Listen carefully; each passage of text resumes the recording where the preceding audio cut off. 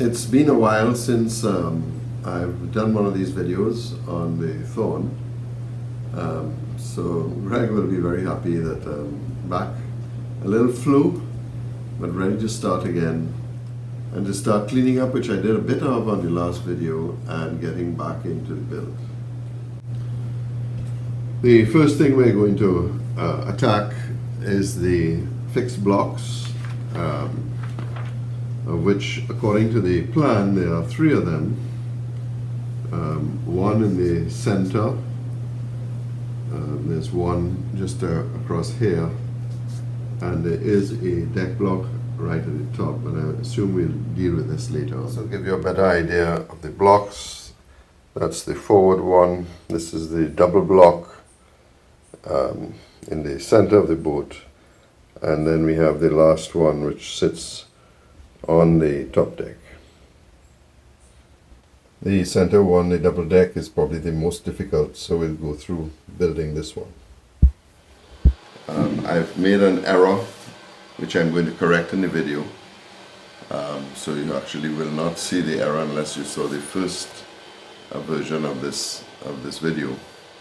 I had the blocks sliding in to the side, and as I slept last night I realized that there's no way they could have built the block that way, that it had to go through the side of the ship, not slide down, simply because they were made to be replaceable. And having read the book for the 3rd or 4th time, it's simple English, where he says, instead a block of wood is inserted in the side that contains the sheaves and the pin. And it's very obvious that you would slide it in and out, not slide it down. So I'm going to have to redo that part. Just out of curiosity, I did go to the plans that I had to see if there were any variations or anything obvious.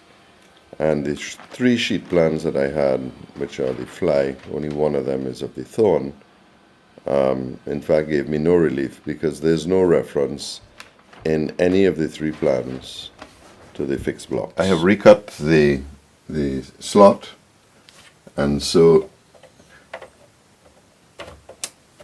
you can see the blank fitting in there, and in the case of the single block it fits in and out. So now we're going to make up the individual blocks, and we start off by using a nice big piece which is easy to handle.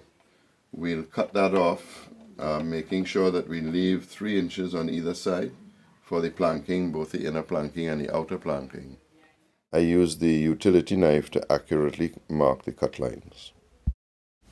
This XY table gives me really fantastic control of where each of the holes are going to be.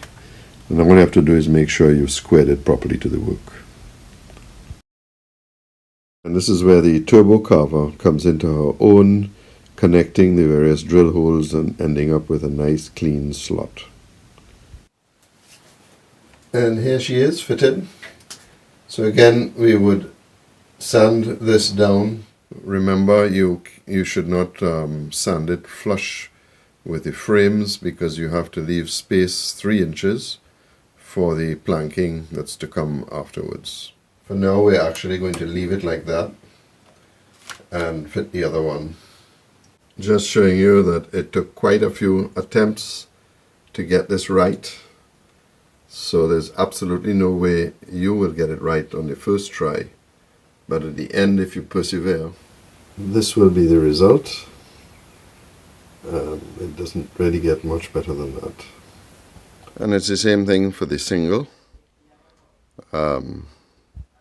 Again, just remembering to leave the excess that we'll trim off when we're doing the actual planking, both on the inside and the outside. I'm going to try and keep the videos short and just deal with the specific problem areas. So we'll bring this to an end. And I'm glad to be back working on this one, on the HMS Thorn, and look forward to spending many more videos with you in the future.